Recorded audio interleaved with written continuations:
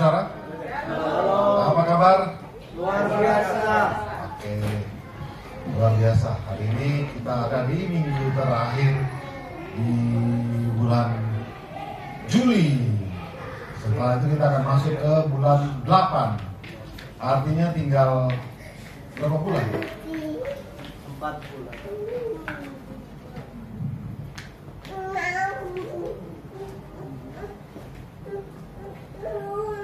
4 bulan lagi kita akan merayakan Natal. Setelah itu kita akan meninggalkan 2023, masuk ke 2024.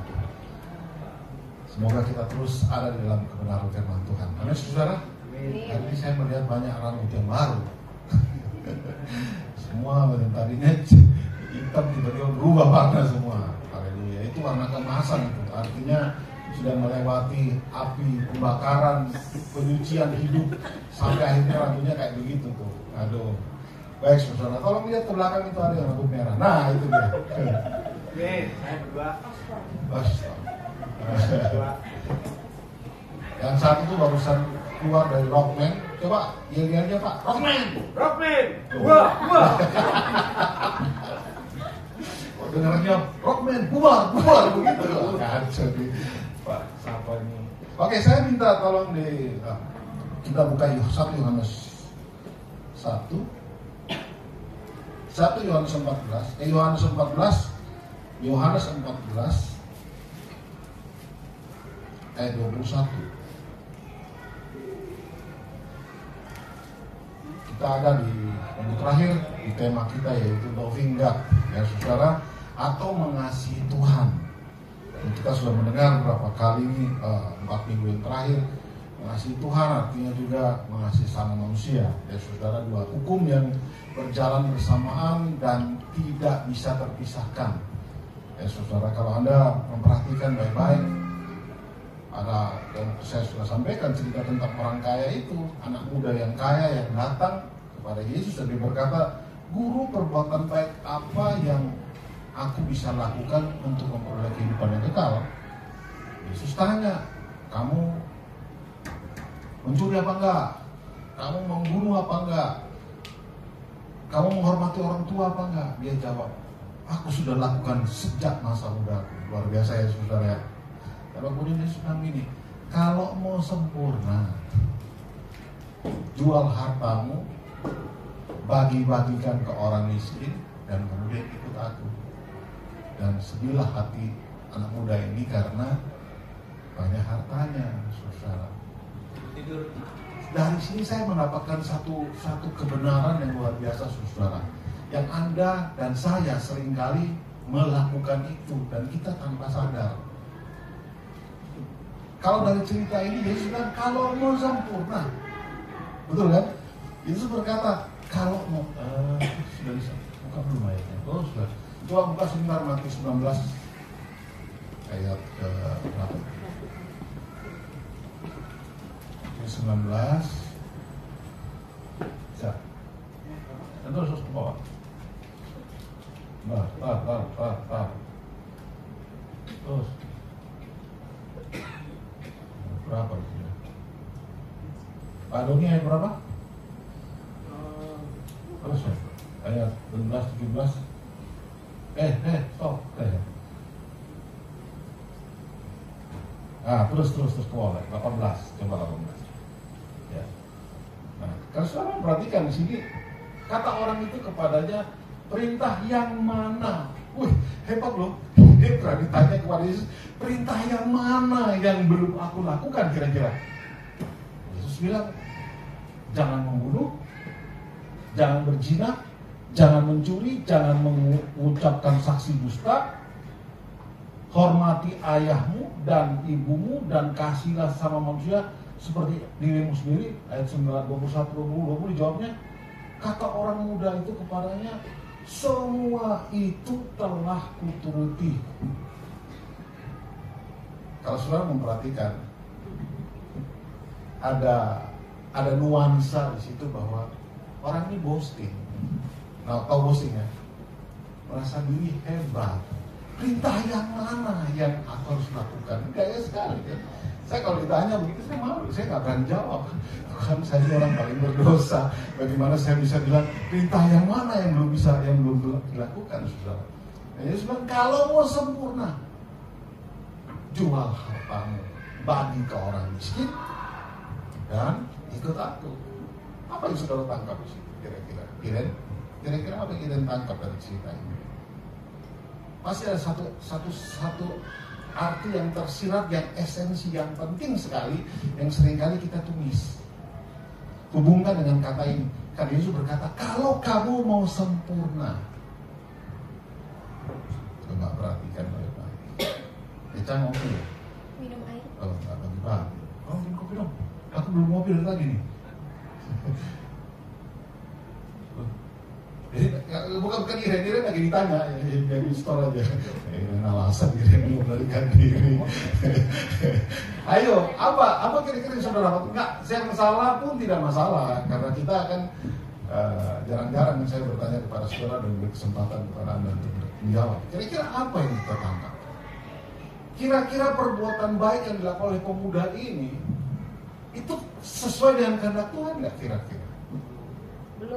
Belum, lebih tepatnya itu. Makanya Yesus bilang, kalau mau sempurna, artinya pada saat dia berbuat baik, Yesus melihat dasar perbuatan baik dia itu bukan mengasihi Tuhan, tapi supaya manusia bilang, luar biasa nih orang. Ayo kalau jadi kita masing-masing. Kita suka gitu kan, berbuat baik supaya orang lihat, wah dia ini hebat. Tapi Tuhan tahu bahwa engkau mengatakan itu dasarnya bukan karena mengasihi Tuhan. Karena Yesus kasih langsung tes. Kalau begitu pergi jual hartamu, bagi orang miskin, ikut aku. Sedih dia. Kenapa? Hartanya banyak. Berarti dia ini cuma melakukan sesuatu untuk menyenangkan manusia dan berharap ada pujian yang keluar. Jual harta dan ikut Yesus kan berat. Artinya sederhana. Dia tidak mengasihi Tuhan dengan segenap hati. Karena yang menjadi kecintaannya itu hartanya, saudara. Masih ingat hukum Taurat yang pertama? Masih ada yang tahu? Iren? Yang keras Iren? Jangan ada ilah lain di hadapanku, itu hukum pertama. Ingat baik-baik. Artinya kesenanganmu yang melebihi daripada menyenangkan Tuhan, itu berhala. Itu berhala, saudara. Saya selalu belajar untuk memperhatikan hal kecil-kecil. Dan saya suka, bukan menilai, karena saya bukan hakim, saudara ya. Tapi sebagai seorang gembala, saya bisa mengukur seseorang ini mengasihi Tuhan, atau dia sekedar berbuat baik untuk dihormati. Saya bisa ukur itu dari hal-hal yang kecil. Dan orang-orang banyak bilang saya itu cerewet, masa gitu aja diributi. Tidak. Karena justru dari hal yang kecil itulah kita bisa merepresentasikan Kristus. Yesus itu hal kecil pun dia tidak main-main. Dan Anda harus ingat bahwa tujuan akhir daripada kehidupan kita adalah menjadi serupa dengan Kristus. Jadi pada saat Anda melakukan sesuatu, melakukan dengan dasar karena mengasihi Tuhan. Makanya di dalam 1 Korintus 13 itu kan jelas, saudara ya. Kasih itu, kalau ada gong bergemerincing, kasih itu bukan seperti itu kan gongnya, yang lebih pukul bunyinya keras, tapi di dalamnya kosong. Seringkali kita ini suka melakukan sesuatu yang membuat orang, iya ya, sepertinya iya ya, tapi kosong di situ, saudara. Nah, jadi saya ingin saudara paham ini bahwa apa yang didapat anak muda ini terlihat menurut mata jasmani itu benar, terlihat sepertinya baik, terlihat sepertinya ini orang yang hebat ini. Tetapi sayang, di dalam pandangan Kristus itu cuma sesuatu yang untuk menyenangkan hati manusia. Pada dasarnya dia tidak cinta kepada Tuhan. Namanya saudara tidak cinta sama Tuhan. Kan saya ingin saudara kita evaluasi diri kita lagi.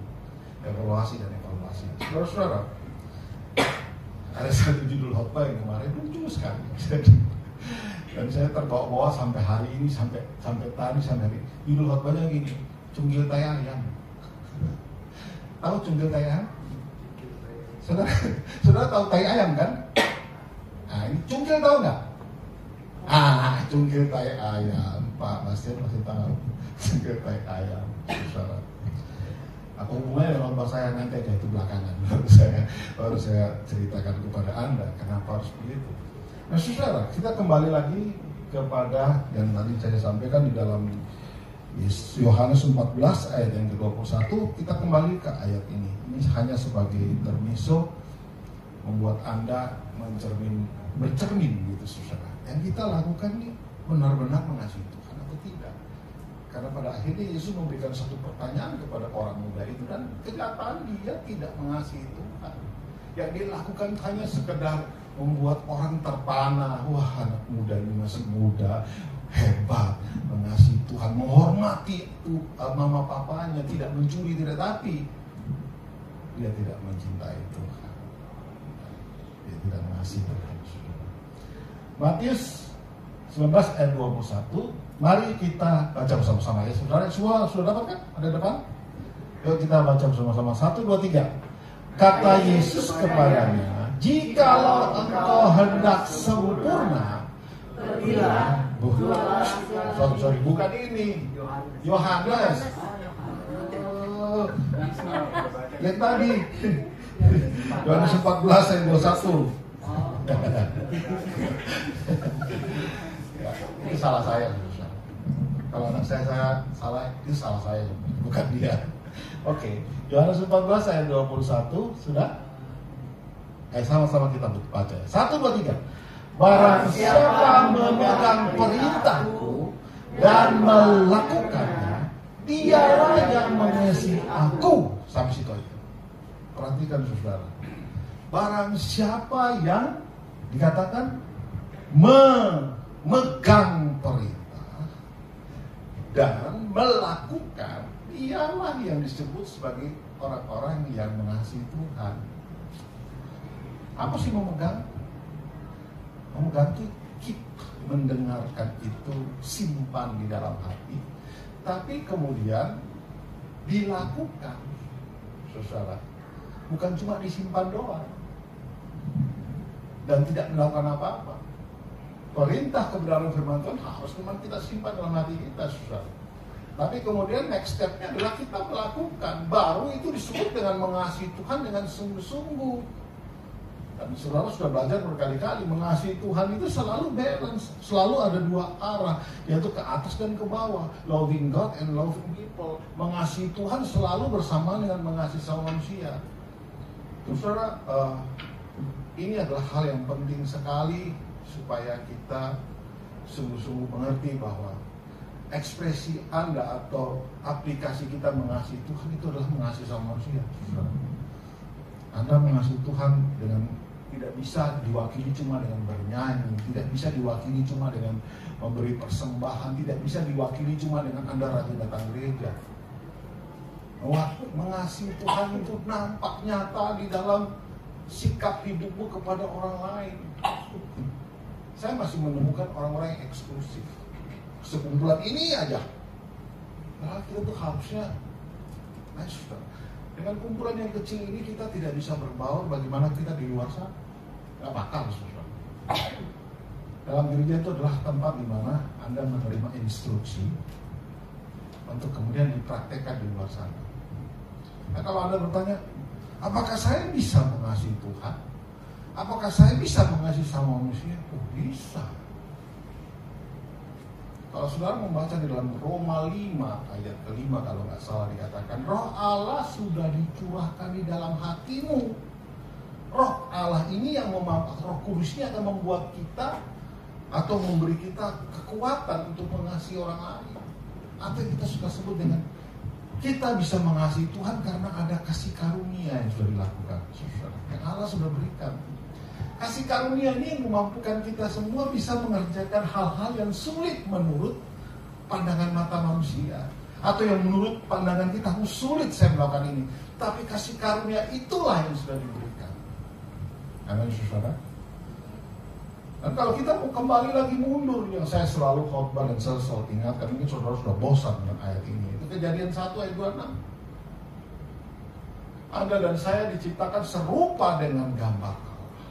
Kata serupa dengan gambar Allah itu bicara tentang bahwa sifat-sifat kita itu seperti sifat Allah. Allah menciptakan saudara dan saya ini bukan tanpa sebab Dia menciptakan kita, saudara. Dia mau kita menjadi penguasa dalam dunia ini, sebagai raja yang berkuasa dalam dunia ini. Untuk berkuasa ini kan perlu karakter Kristus, perlu karakter daripada Allah itu sendiri. Itulah sebabnya kalau kedudukan atau jabatan-jabatan tinggi dipegang oleh mereka-mereka yang tidak serupa dengan Kristus. Nah, saudara tahu sendirilah apa yang terjadi. Mereka akan memerintah dengan tidak pakai sifat Kristus. Saudara, di situ jelas sekali Yohanes mengatakan, penulis Yesus dari Yohanes mencatat perkataan Kristus. Kalau kamu pegang perintahku dan kamu melakukannya, kamu itu yang benar-benar mengasihi. Itu yang benar-benar mengasihi. Saya tadi sengaja ambil perbandingan dengan anak muda tadi. Apa yang kurang dari anak muda itu? Tidak ada yang kurang. Sejak muda dikatakan, bahkan dia nantangin Yesus. Perintah yang mana? Luar biasa kan? Kalau Yesus bilang misalnya begini, Yesus pintar, Yesus nggak bisa ngomong dia hebat, dia guru, bukan nggak bisa, memang dia pintar, saudara. Dia langsung umpan. Hormati orang tua belum? Oh siap. Apapun kata mama papa saya hormati. Wah, ini yang benar, ini menantu yang benar ini. Ya, jangan. Pacarmu itu loh, sudah takut, sudah menghormati orang tuanya, sudah. Ya.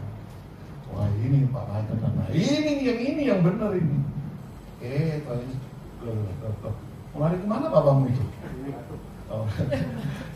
Ternyata Tuhan bilang sama pasarmu, jual mobil, kasih ke Karawaci dan berjemaat di sana. Wah nangis sedih dia, aduh gimana ya, ketahuan kasihmu itu bukan kepada Tuhan, tapi kepada hartamu. Kita mengatakan ini, saudara, di mana hartamu berada, di situ hatimu berada. Maka ini berhubungan dengan yang saya bilang kemarin, what you love, you are what you love. Kamu itu adalah apa yang kamu cintai. Atau bahasa yang lain bilang begini, siapa kita itu tergantung apa yang ada dalam pikiran kita. Kalau dalam pikiran kita itu Tuhan atau Kristus atau kebenaran firman Tuhan, maka pasti aplikasinya itu ya kebenaran, saudara. Pasti hidup kita seperti Kristus tadi. Harus, saudara. Saya berbicara dengan beberapa hamba Tuhan. Mereka bilang begini, kesalahan terbesar hari ini gereja mencoba membuat orang itu jadi baik. Kesalahan terbesar dan fokus waktu yang terlalu banyak dibuang adalah membuat orang bermoral. Salah, saudara, ternyata. Yang benar adalah waktu gereja itu harus diinvestasikan untuk mendidik jemaat Tuhan seperti Kristus. Dan itu bisa. Amin, saudara ya. Amin apa aman? Amin masih aman, saudara. Kita harus seperti Kristus, itu intinya begitu, saudara. Harus seperti Kristus di dalam segala aspek kehidupan kita. Caramu berinteraksi dengan orang, caramu mengasihi orang, apa saja yang kita lakukan. Kita kopi ya.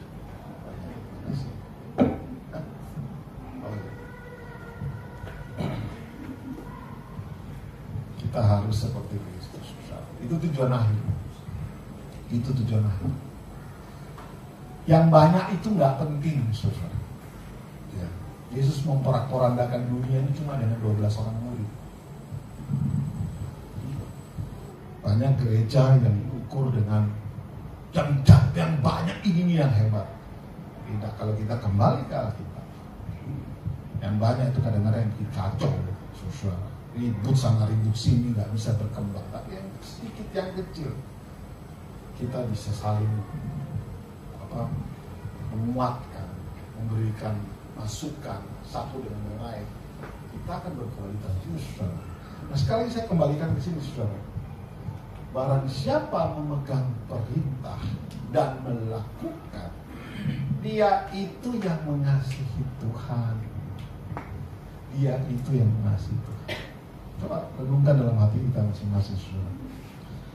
Apa yang sudah kulakukan buat Tuhan? Hafal ayat, baca Alkitab saja,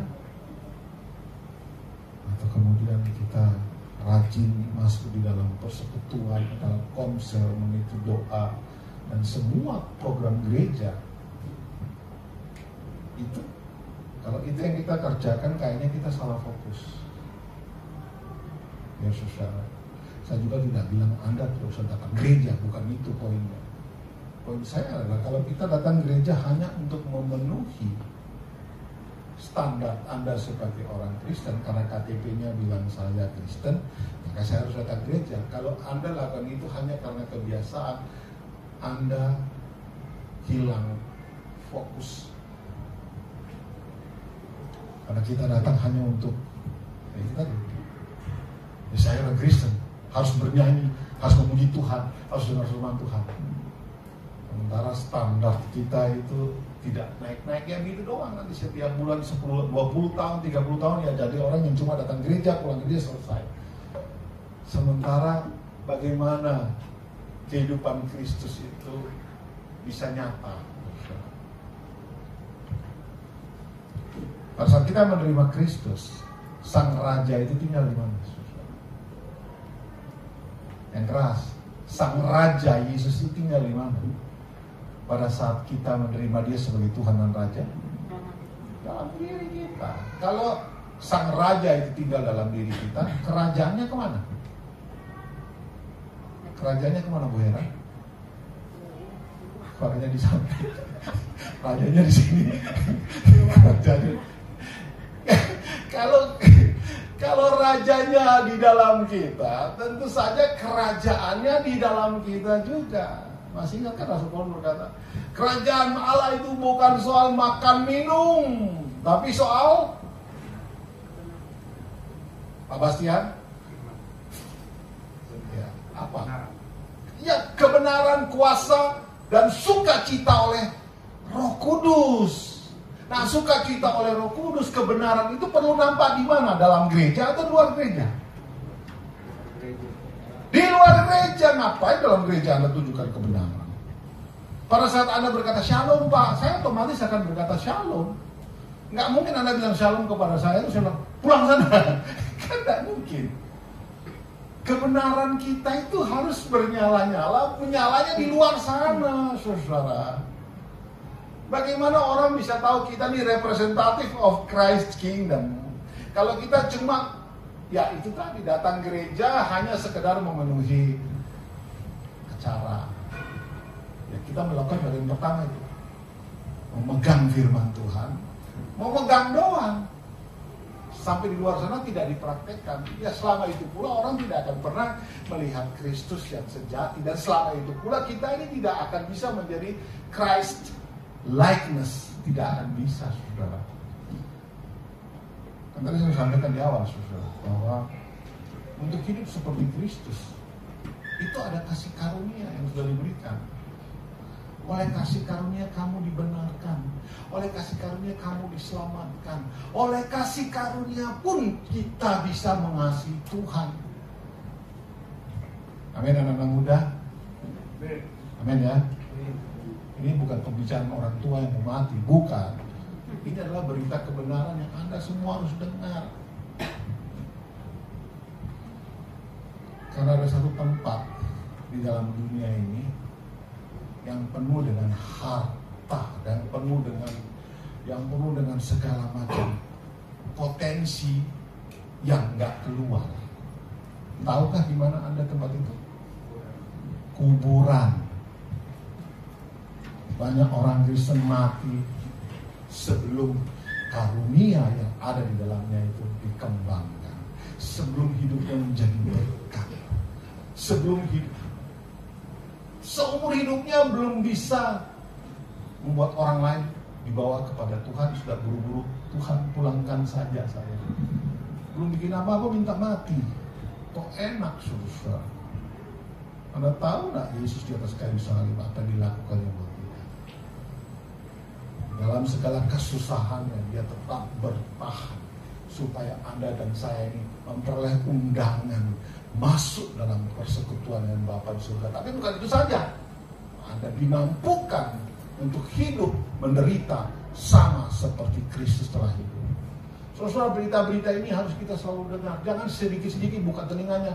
Yesus memberkatiku, itu sudah merupakan paket. Tidak perlu saudara minta-minta. Bukan berarti tidak boleh minta juga. Boleh, saudara. Tapi kalau fokus kita lah minta, akhirnya Anda jadi apa, Bu Hera? Bu Hera bisa lah. Jadi peminta-minta. Alias pengemis. Atau lebih jelek lagi, Bu. Gembel. 20 tahun masuk gereja tetap gembel. Minta terus. Saudara, sebagai orang-orang yang ada mengerti tentang pelajaran, mengerti tentang kerajaan Allah, saudara, Anda perlu tahu kerajaan orang-orang yang hidup dalam kerajaan Allah, doanya itu beda sama orang-orang yang tidak mengerti kerajaan Allah, saudara. Orang-orang yang tidak mengerti kerajaan Allah, doanya itu adalah egosentris. Tolong suamiku, anakku, hartaku, berkati aku, semuanya serba aku, ya. Jodohku, apanya pekerjaanku, semuanya minta ke aku. Itu contoh orang yang tidak mengerti kalau dia sudah diberkati Tuhan. Kalau orang yang mengerti prinsip kerajaan Allah, mengerti, tahu cara doa-doa seorang. Yesus mengajarkan apa? Doa apa? Bapa kami kan? Betul kan, saudara? Sudah sering dengar kan?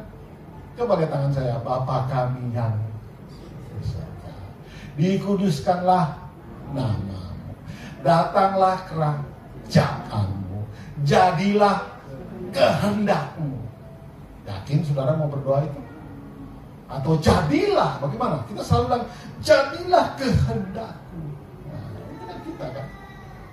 Jadilah kehendakmu, terus berikanlah pada hari ini makanan kami yang secukupnya. Terus ampuni kesalahan dua. Terus apa lagi?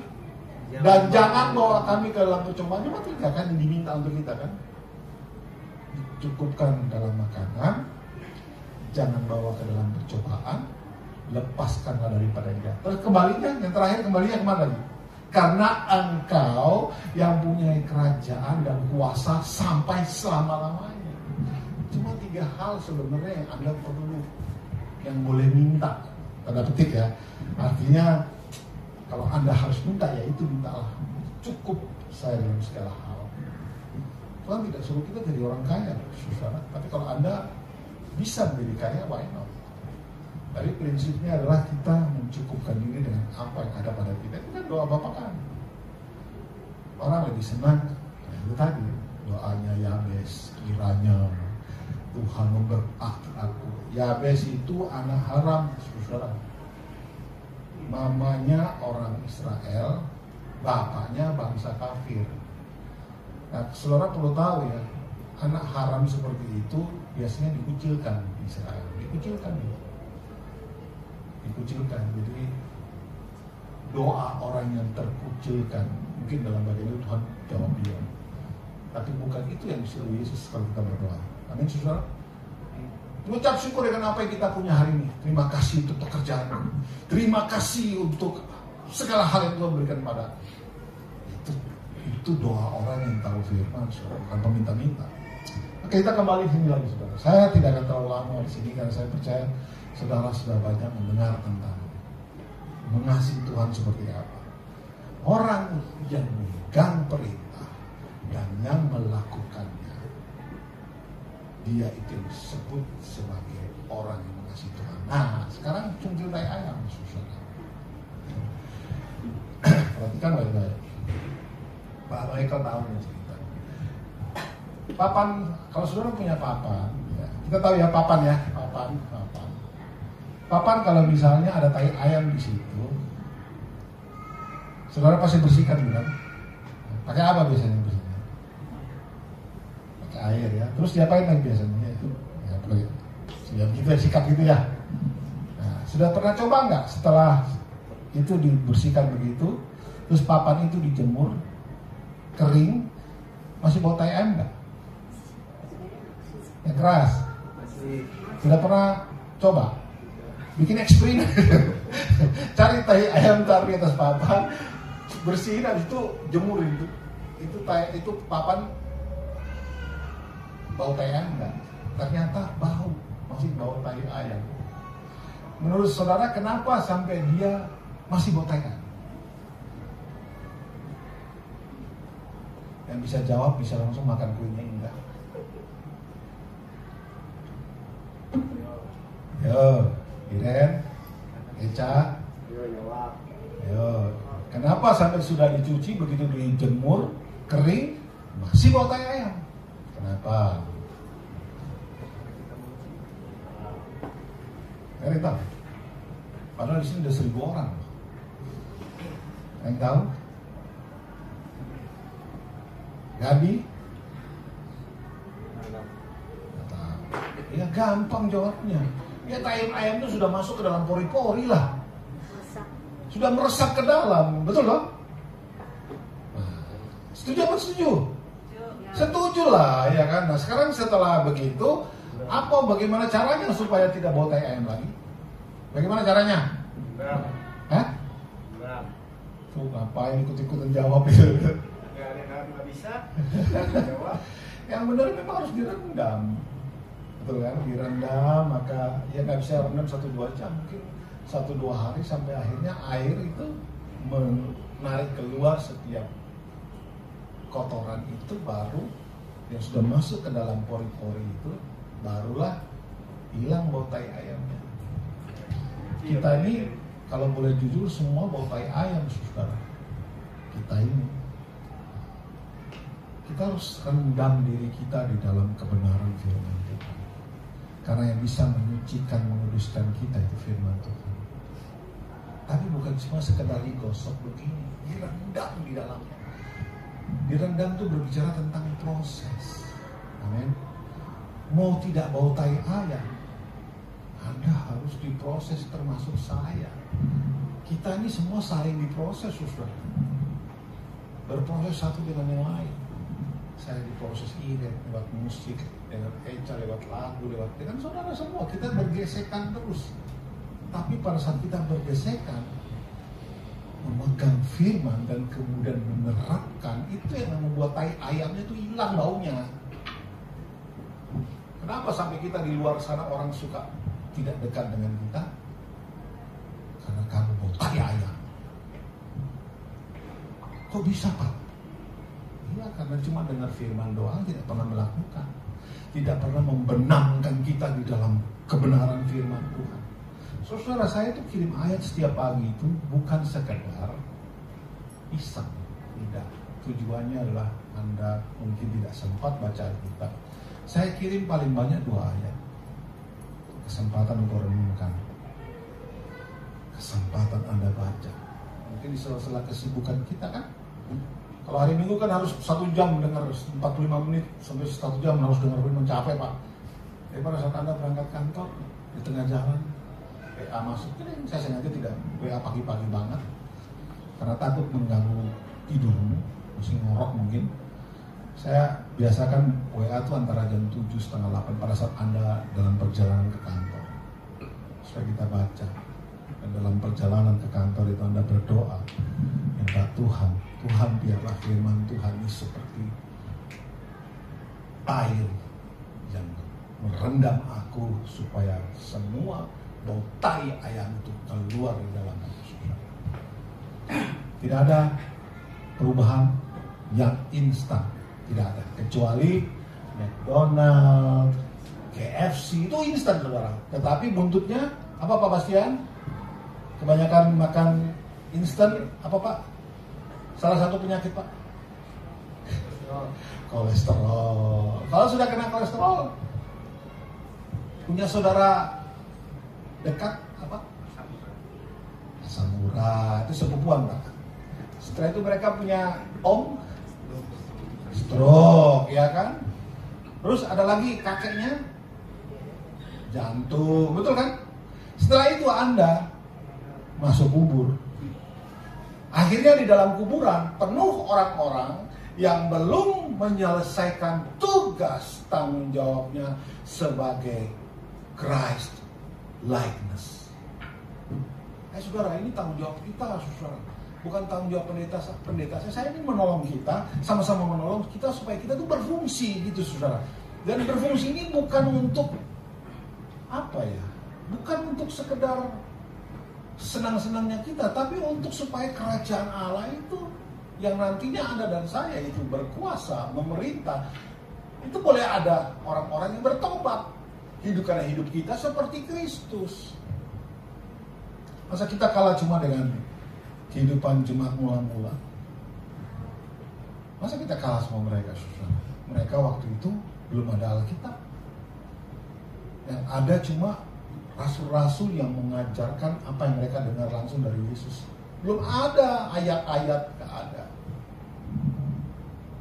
Dan ada Roh Kudus pada saat itu. Saat ini kita sudah lebih, dan waktu itu gereja belum ada. Ya, saudara, hari ini ada gereja Tuhan, ada saudara-saudara kita di dalam Tuhan, ada kebenaran firman Tuhan yang tertulis, ada apa lagi? Roh Kudus yang di dalam kita. Ayo saudara, naikin level kita. Jangan cuma memegang, tapi kita melakukan firman Tuhan. Karena itulah tanda bahwa saudara dan saya mengasihi Tuhan. Amin, saudara. Satu ayat lagi. Matius 7. Amin, jangan ngantuk Ben. Kalau dia ngantuk, salahkan saya, saudara. Saya gak ajarin dia yang baik itu artinya. Ayat 21. Mari kita lihat sama-sama. 1, 2, 3. Bukan orang yang berseru kepadaku, Tuhan, Tuhan, akan masuk ke dalam kerajaan, melainkan dia yang melakukan kehendak Bapa. Pada saat Anda melakukan kehendak Bapa, Anda disebut sebagai orang yang mengasihi Tuhan. Itu yang benar-benar mengasihi Tuhan, ya itu tuh bonusnya masuk surga. Saudara, kalau saudara mau baca ayat bawahnya, kan pada hari-hari terakhir ayat 22 cuma pada hari ayat 22, pada hari terakhir ya, orang akan berseru kepadaku, Tuhan, Tuhan, bukankah aku bernubuat demi namamu? Ada yang salah nggak dengan itu? Pada saat kita bernubuat demi nama Tuhan, ada yang salah nggak? Nggak ada yang salah kan? Apalagi mengusir setan demi nama Tuhan. Oh, baik banget dong kita mengusir setan dari orang, berbuat baik kan? Terus lagi dikatakan mengadakan banyak mujizat demi namamu juga. Nggak ada salahnya ya, saudara ya. Betul Bu Yuri? Ketiga hal yang disebutkan ini tidak ada salahnya.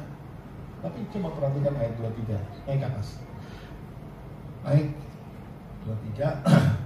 Pada waktu itulah aku akan berterus terang kepada mereka dan berkata, aku tidak pernah mengenal kamu, enyahlah daripadaku, kamu sekalian pembuat kejahatan. Loh, apa salahnya dengan menyembuhkan orang demi nama Yesus, bernubuat demi nama Tuhan, mengusir iblis dengan nama Tuhan? Semua kan perbuatan baik. Apa yang salah di situ? Bahkan dikatakan sebagai pembuat kejahatan. Apa yang salah kira-kira? Kirain? Satu kata. Motivasi. Itu kan bukannya sama aja sama anak muda yang kaya tadi. Perintah mana yang tidak kulakukan Tuhan? Menghormati Tuhan, yes. Menghormati orang tua, yes. Tidak mencuri, yes. Tidak membunuh, yes. Tidak mengingini harta orang lain, yes. Wow. Yesus bilang, oh iya. Kalau gitu mau sempurna. Berarti kalau Yesus bilang, kalau mau sempurna artinya yang dilakukan tadi sempurna enggak? Tidak sempurna. Kenapa? Karena kita masih kurang satu ingredient, satu bumbu, yaitu mengasihi Tuhan. Kalau Anda mengasihi Tuhan, Anda akan takut akan Tuhan. Amin Pak Bastian ya. Kita mengasihi Tuhan tapi tidak takut Tuhan. Itu contoh ini. Tuhan tidak akan, dia yang dipakai nama Tuhan, dia akan bela namanya loh. Tapi sayang pada saat Anda melakukan itu, Anda tidak punya motivasi yang benar. Engkau tidak sungguh-sungguh mengasihi Tuhan. Kau cuma lakukan itu supaya orang bilang, wow dia hebat. Banyak hamba-hamba Tuhan itu kalimatnya bersayap. Maksud saya adalah minta kepada jemaat tapi pakai ayat firman Tuhan. Itu motivasi yang salah. Dan nanti pada hari terakhir Yesus bilang, pergi kamu, enyah aku tidak mengenal kamu. Ini penting saudara-saudara. Apapun yang kita lakukan harus ada yang namanya mengasihi Tuhan di dalam. Kalau kita mengasihi Tuhan, maka orang gak akan tahu, tapi Tuhan tahu. Motivasimu itu cuma Tuhan tahu. Benar saudara? Manusia cuma bisa menerka-nerka, tapi Tuhan tahu. Kamu lakukan A, ini motivasinya apa? Engkau menyembuhkan orang sakit untuk apa? Dulu zaman saya masih SMA kali ya, di Surabaya sana. Kalau ada pendeta tertentu mau datang, ini ahli menyembuhkan sakit penyakit. Jadi udah kayak ahli khusus menyembuhkan sakit penyakit. Ini orang datang cari dia tuh jadi Tuhan. Tangkap saya saudara. Kita di hari-hari ini, ayo, perbuatan baik kita tuh baik, tidak salah loh. Tapi harus sempurna. Apa sempurnanya? Anda lakukan itu dengan dasar mengasihi Tuhan. Saya tidak akan tahu. Yang tahu Tuhan. Dan pada akhirnya Tuhan yang akan menghakimi itu semua. Dan jangan sampai kita telat, saudara. Sampai sudah waktunya Allah Yesus datang kedua kali dan dia bilang, pergi kamu, aku tidak mengenal kamu, hai pembuat kejahatan. Dan 21 hari mengatakan, yang bisa masuk kerajaan Allah adalah mereka yang melakukan kehendak Tuhan. Ya iyalah, kalau saya yang punya kerajaan Allah, kamu tidak mengasihiku, cuma pura-pura enak aja lu dongkrong sama gue di dalam kerajaanku. Ya nggak mau, saudara. Saudara, ini semua berhubungan ya saudara ya. Semua berhubungan. Artinya semua berkaitan satu dengan yang lain. Dan pada akhirnya, kalau kita hidup sesuai kebenaran firman Tuhan, kita akan menjadi yang namanya Christ-likeness atau hidup serupa.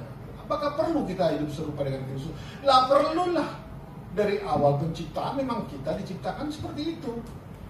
Supaya apa? Supaya kita membawa Kristus ke tengah-tengah dunia yang perlu Kristus.